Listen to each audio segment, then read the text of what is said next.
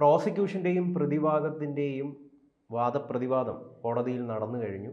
ഇനി ഇതിനായിട്ട് വിധി പറയാൻ വേണ്ടി കാത്തിരിക്കുകയാണ് കോടതി. കേരളവും അതിനുവേണ്ടി കാത്തിരിക്കുകയാണ്.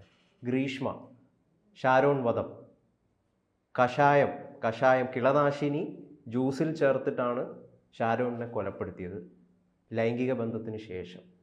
വളരെ നിർണായകമായിട്ടുള്ളൊരു കേസാണ്. വളരെ കേരളം മുഴുവൻ ഞെട്ടിയൊരു കേസാണ്.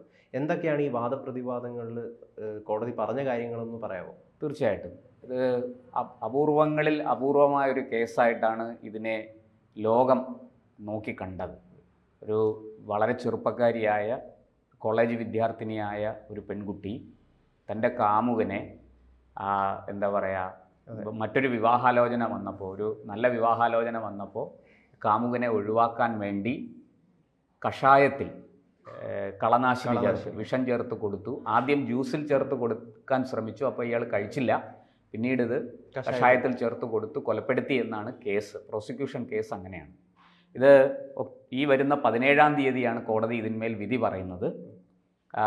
ഇത് ഒക്ടോബർ 2022 ഒക്ടോബർ 10. അതെ, 2022 ഒക്ടോബർ 10-നാണ് ഈ സംഭവം നടക്കുന്നത്. അന്ന് വിഷം കഴിച്ച ഷാരോൺ ഏതാണ്ട് 11 ദിവസത്തിന് ശേഷം ആശുപത്രിയിൽ വെച്ച് മരണത്തിന് കീഴടങ്ങുകയായിരുന്നു. അപ്പോൾ ഷാരോണിൻ്റെ മൊഴി പോലീസ് എടുത്തിട്ടുണ്ട്, അയാളുടെ സുഹൃത്തുക്കളുടെ മൊഴി എടുത്തിട്ടുണ്ട്, ബന്ധുക്കളുടെ മൊഴി എടുത്തിട്ടുണ്ട്. അതിൽ നിന്നൊക്കെയാണ് കേസ് ഫ്രെയിം ചെയ്തത്. സാഹചര്യ തെളിവുകളാണ് ഉള്ളത്. ഈ ഗ്രീഷ്മയുടെ അമ്മയും അമ്മാവനും തെളിവ് നശിപ്പിച്ചു എന്ന കുറ്റം കൂടി ചുമത്തി അവരെയും അറസ്റ്റ് ചെയ്യപ്പെട്ടിട്ടുണ്ട്. അവർക്കെതിരെയും കേസുണ്ട്. അങ്ങനെ വളരെ കേരളത്തിൻ്റെ മുഴുവൻ ശ്രദ്ധ ആകർഷിച്ച ഒരു സംഭവമാണ്. ഈ ഗ്രീഷ്മയും ഷാരോണും കോളേജിൽ പഠിക്കുകയാണ്. ഇവർ തമ്മിൽ ഇഷ്ടത്തിലായിരുന്നു. ഇവർ തമ്മിൽ വളരെയധികം അടുത്തിടപഴകിയിരുന്നു. ഭാര്യാഭർത്താക്കന്മാരെ പോലെ ജീവിച്ചു.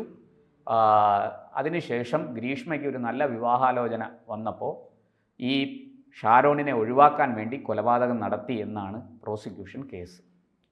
അപ്പോൾ 1-ാം പ്രതി ഗ്രീഷ്മ തന്നെയാണ് ഈ ഷാരോണിനെ തൻ്റെ വീട്ടിലേക്ക് വിളിച്ചു വരുത്തി.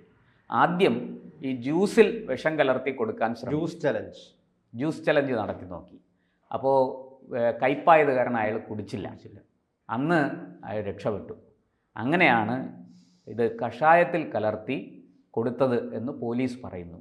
ഈ കഷായത്തിൽ വിഷം കലർത്തി കൊടുത്തത് കഷായത്തിനും കയ്പായതുകൊണ്ട് ഈ ഷാരോൺ അത് അറിഞ്ഞില്ല, കുടിച്ചു എന്നാണ് പോലീസിൻ്റെയും പ്രോസിക്യൂഷൻ്റെയും വാദം. അപ്പോൾ അതുകൊണ്ട് അതിൻ്റെ രാസപരിശോധനാ ഫലം, ഷാരോണിൻ്റെ ഉള്ളിൽ നിന്ന് കിട്ടിയ ആന്തരിക അവയവങ്ങളുടെ പരിശോധനാ ഫലം ഒക്കെ ചേർത്ത് വെച്ചുകൊണ്ട് സാഹചര്യ തെളിവുകളുടെ അടിസ്ഥാനത്തിൽ ഈ വിഷം ഉള്ളിപ്പോയെന്നും അത് ഗ്രീഷ്മയുടെ വീട്ടിൽ വെച്ചാണ് സംഭവിച്ചതെന്നും ഒക്കെ കഷായം കൊടുത്ത പാത്രം, കുപ്പി ഒക്കെ ഒരു പോലീസ് ശേഖരിച്ചിട്ടുണ്ട്. അതിൽ നിന്നെല്ലാം ഈ തെളിവുകളെല്ലാം സമാഹരിച്ചാണ് കോടതിയിൽ അവതരിപ്പിച്ചിരിക്കുന്നത്. അപ്പോൾ പ്രോസിക്യൂഷന് നല്ല പ്രതീക്ഷയുണ്ട് ഈ കേസിൽ. ഗ്രീഷ്മയും തെളിവ് നശിപ്പിക്കാൻ, ഈ തുടർന്ന് മരണം സംഭവിച്ചു അല്ലെങ്കിൽ ഇയാൾ അപകടത്തിലായി ആശുപത്രിയിലായി എന്ന് അറിഞ്ഞപ്പോൾ തൊട്ട് തെളിവ് നശിപ്പിക്കാൻ കൂട്ടുനിന്ന അമ്മയും അമ്മാവനും, ഈ 2 പേരും കേസിൽ പ്രതി ചേർക്കപ്പെട്ടു. 3 പേർക്കും ശിക്ഷ കിട്ടും. അത് ഒരു പക്ഷേ വധശിക്ഷ വരെ കിട്ടിയേക്കാമെന്നാണ് പ്രോസിക്യൂഷൻ പറയുന്നത്. ഇതിൽ പ്രായത്തിൻ്റെ എന്തെങ്കിലും ആനുകൂല്യം ഗ്രീഷ്മയ്ക്ക് കിട്ടുമെന്നും കൂടി? അതെ, തീർച്ചയായിട്ടും അങ്ങനെ ഒരു വാദം ഉയർന്നു കേൾക്കുന്നുണ്ട്. വളരെ ചെറുപ്പമാണ്. ഈ കുറ്റകൃത്യത്തിൻ്റെ ഗൗരവം എന്താണെന്ന് മനസ്സിലാക്കാതെ താൽക്കാലികമായ ഒരു രക്ഷപ്പെടലിന് വേണ്ടി ചെയ്തു പോയതാണ്. അതുകൊണ്ട് ഗ്രീഷ്മയ്ക്ക് വധശിക്ഷ കിട്ടില്ല എന്നൊരു വാദം ഇടയ്ക്ക് ഉയരുന്നുണ്ട്. അതിലേക്ക് ഞാൻ വരാം. അതിനു മുമ്പ് പറയേണ്ടത്, പ്രോസിക്യൂഷൻ ഈ വാദങ്ങളൊക്കെ അവതരിപ്പിച്ചു. പക്ഷേ പ്രതിഭാഗം വക്കീലും ഉണ്ടല്ലോ, അദ്ദേഹത്തിൻ്റെ വാദങ്ങൾ ഇതിന് എതിരാണ്. അദ്ദേഹം എന്തായാലും ഇത് ഒരു ശിക്ഷ കിട്ടാൻ നല്ല സാധ്യതയുള്ള കേസാണ് എന്ന് മനസ്സിലാക്കിയിട്ടാണ് പ്രോസിക്യൂഷൻ്റെ വാദങ്ങളെ ഖണ്ഡിച്ചുകൊണ്ട് പ്രതിഭാഗം വക്കീൽ പറഞ്ഞത് ഗ്രീഷ്മ ആത്മഹത്യയ്ക്ക് ശ്രമിച്ചു. അത് ഈ ഗ്രീഷ്മയുടെ കമ്പ്യൂട്ടറും ഇൻ്റർനെറ്റും ഒക്കെ പരിശോധിച്ചപ്പോൾ പാരസെറ്റമോളിനെ കുറിച്ചും വിഷത്തെക്കുറിച്ചും ഒക്കെ സെർച്ച് ചെയ്തിരിക്കുന്നത് സൈബർ തെളിവുകളായിട്ട് ശേഖരിച്ചിട്ടുണ്ട് പോലീസ്. അപ്പോൾ അത് പ്രതിഭാഗം വക്കീലും അത് അംഗീകരിക്കുന്നു. ശരിയാണ്, ഗ്രീഷ്മ ഇതെല്ലാം നോക്കിയിരുന്നു. ഗ്രീഷ്മയ്ക്ക് പനി വന്നപ്പോൾ കഴിക്കാൻ വേണ്ടി പാരസെറ്റമോളിനെ കുറിച്ച് അന്വേഷിച്ചു. അതുപോലെ ഗ്രീഷ്മ ആത്മഹത്യയ്ക്ക് തയ്യാറായി. അങ്ങനെ ആത്മഹത്യ ചെയ്യാൻ വേണ്ടിയിട്ട് വിഷത്തെക്കുറിച്ചും പരിശോധിച്ചു. ഇതാണ് ഉണ്ടായത്. അങ്ങനെ ഗ്രീഷ്മ കുടിക്കാൻ വേണ്ടി കഷായത്തിൽ കലർത്തി വെച്ചിരുന്ന വിഷം എടുത്ത് ഷാരോൺ കുടിച്ചു. അങ്ങനെയാണ് ഷാരോൺ മരിച്ചത് എന്നാണിപ്പോൾ ഈ പ്രതിഭാഗം വക്കീൽ അവതരിപ്പിച്ചിരിക്കുന്ന വാദം. അപ്പോൾ അത് നിലനിൽക്കുമോ ഇല്ലയോ എന്നൊക്കെ ഉള്ളത് നമുക്ക് വരും ദിവസങ്ങളിലേ അറിയാൻ പറ്റുള്ളൂ. എന്താ എന്തെങ്കിലും ചോദിക്കാനുണ്ടോ? അതെ അതെ, അത് ശരിയാണ്. ഇപ്പം എന്തായാലും ഇതിൽ ഭയങ്കരമായിട്ട് കേരളം തന്നെ വളരെ ഞെട്ടലോട് കൂടിയിട്ട് കേട്ടൊരു വാർത്തയാണത്. കാരണം സ്വന്തം കാമുകന് വേണ്ടിയിട്ട്, കാമുകനെ ഇല്ലാതാക്കാൻ വേണ്ടിയിട്ട് കാമുകി വിഷം കലർത്തി കൊല്ലുക എന്ന് പറയുന്നത് അപൂർവങ്ങളിൽ അപൂർവമായിട്ടുള്ളൊരു കേസാണ്. നമ്മൾ നേരത്തെ ഈ കണ്ണൂരൊക്കെ ഈ കാമുകിയെ വെടിയുതിർത്ത് കൊന്നതും, അതായത് പ്രണയം, പല സംഭവങ്ങളും അങ്ങനെയുള്ള ഒരുപാട് സംഭവങ്ങൾ കേട്ടിട്ടുണ്ട്. പക്ഷെ ഇവിടെ ഒരു പ്രശ്നം എന്താണെന്ന് വെച്ച് കഴിഞ്ഞാൽ, ഈ ഗ്രീഷ്മ ഷാരോണിനോട് നിരന്തരമായിട്ട് എനിക്ക് ബന്ധത്തിൽ താല്പര്യമില്ല എന്ന് പറയുകയും എന്നാൽ ഇതിൽ നിന്ന് ഇയാൾ ഒഴിഞ്ഞു മാറാൻ കൂട്ടാക്കാതിരിക്കുകയൊക്കെ ചെയ്യുന്ന ഒരു സാഹചര്യം ഉണ്ടായിരുന്നു. അപ്പം അതിൽ മനം മടുത്താണ്, ഇയാളോട് പറഞ്ഞു മടുത്തിട്ടാണ് ഒടുവിൽ ഈ ഒരു കടുങ്കൈയിലേക്ക് ഗ്രീഷ്മയ്ക്ക് കടക്കേണ്ടി വന്നത് എന്നും കൂടി നമുക്കിതിൽ കാണാൻ വേണ്ടി സാധിക്കും. അത് മാത്രമല്ല, അതിലേക്ക് ഞാൻ വരാം. അതിനു മുമ്പ് ഒരു കാര്യം പറയാനുണ്ട്. നേരത്തെ പറഞ്ഞല്ലോ അപൂർവങ്ങളിൽ അപൂർവമായ കേസാണെന്ന് ഗൗതം പറഞ്ഞല്ലോ, ശരിയാണ്. ഇതിന് മുമ്പ് ഇങ്ങനത്തെ ചില സംഭവങ്ങൾ കേരളത്തിൽ റിപ്പോർട്ട് ചെയ്യപ്പെട്ടിട്ടുണ്ട്. ഇതൊരു ഡോക്ടർ ഓമന അവരുടെ കാമുകനെ കൊലപ്പെടുത്തി വെട്ടി നുറുക്കി സൂട്ട് കേസിനുള്ളിൽ ഒളിപ്പിച്ച് കൊണ്ട് മൃതദേഹം കൊണ്ട് ശരീരാവശിഷ്ടങ്ങൾ കൊണ്ട് ഉപേക്ഷിച്ചതായിട്ട് ഒരു സംഭവമുണ്ട്. കൊല്ലത്ത് എവിടെയായിരുന്നു അത്? ഇവിടെ കൊല്ലം ആ ഭാഗത്താണ്.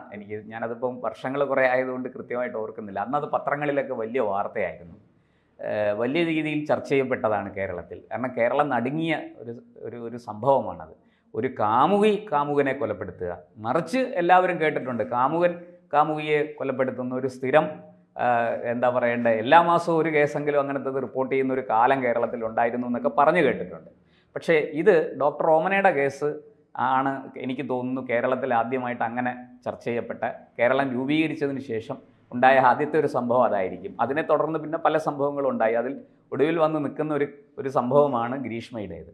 ഈ രണ്ടാമത് പറഞ്ഞല്ലോ, ഷാരോണിനെ ഒഴിവാക്കാൻ വേണ്ടി ഗ്രീഷ്മ പറഞ്ഞു മടുത്തിട്ട്, അങ്ങനെ പറഞ്ഞു മടുത്തിട്ട് മാത്രമല്ല, ഇയാളെ ഒഴിവാക്കണമെന്ന് തീരുമാനിച്ച് അയാളോടത് പറഞ്ഞു, എനിക്ക് വേറെ കല്യാണാലോചന വരുന്നു, വീട്ടുകാർ സമ്മതിക്കുന്നില്ല, ഇതൊക്കെ ഗ്രീഷ്മ പറഞ്ഞു. പക്ഷേ ഷാരോൺ ഒഴിവാകാൻ തയ്യാറായില്ല.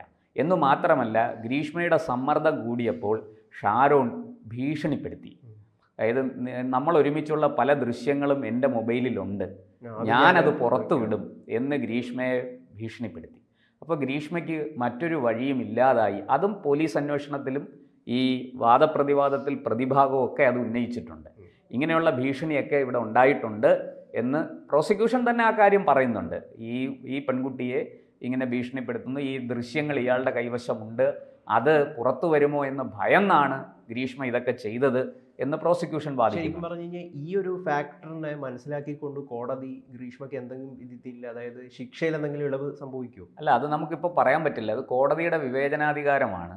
അതിനകത്ത് ഒരു കാര്യമുണ്ട്, ഇനി എന്ത് സമ്മർദ്ദം ഉണ്ടെങ്കിലും ശരി, കൊലപാതകം തന്നെയാണ്. അത് അതിക്രൂരമായ കുറ്റമാണ്. അതിന് ശിക്ഷ ഒരു വിധത്തിലും അതിൽ ഇളവുണ്ടാകും എന്നെനിക്ക് തോന്നുന്നില്ല. പിന്നെ ഈ പറഞ്ഞതുപോലെ പ്രായവും കുറ്റകൃത്യത്തിൻ്റെ ഗൗരവവും ഒക്കെ കണക്കിലെടുത്തുള്ളൊരു ശിക്ഷയായിരിക്കും വരിക. വധശിക്ഷ കിട്ടുമോ ഇല്ലയോ എന്ന് നമുക്കിപ്പോൾ പറയാൻ സാധിക്കില്ല. അത് കോടതിയാണ് തീരുമാനിക്കേണ്ടത്. തള്ളിക്കളയാൻ പറ്റില്ല. എന്തായാലും ഗ്രീഷ്മയുടെ അമ്മ സിന്ധുവും അമ്മാവൻ നിർമ്മലകുമാരൻ നായരും രണ്ടുപേരും ഈ കുറ്റകൃത്യത്തിലെ തെളിവ് നശിപ്പിക്കാൻ കൂട്ടുനിന്നു, അല്ലെങ്കിൽ തെളിവ് നശിപ്പിച്ചു എന്ന കുറ്റം അവരുടെ പുറത്തുമുണ്ട്. ആ കുറ്റവും തെളിയും എന്നാണ് ഈ സാഹചര്യ തെളിവുകളുടെ അടിസ്ഥാനത്തിൽ നമുക്ക് മനസ്സിലാക്കാൻ സാധിക്കുന്നത്. എന്തായാലും നമുക്ക് കാത്തിരിക്കാം, എന്താണ് സംഭവിക്കാൻ പോകുന്നതെന്ന് നോക്കാം. കോടതിയുടെ വിധി 17-ാം തീയതി വരട്ടെ. കുറ്റവാളി ശിക്ഷിക്കപ്പെടണം എന്ന് തന്നെയാണ് നമ്മുടെ അഭിപ്രായം. ഗ്രീഷ്മയ്ക്ക് മാത്രമല്ല, ശിക്ഷ കിട്ടുന്നുണ്ടെങ്കിൽ ഈ അമ്മയ്ക്കും അമ്മാവനും കിട്ടും. തീർച്ചയായിട്ടും ഒരു കുറ്റവാളിയും രക്ഷപ്പെടരുത് എന്നാണ് ഈ വിഷയത്തിൽ നമുക്കും പറയാനുള്ളത്.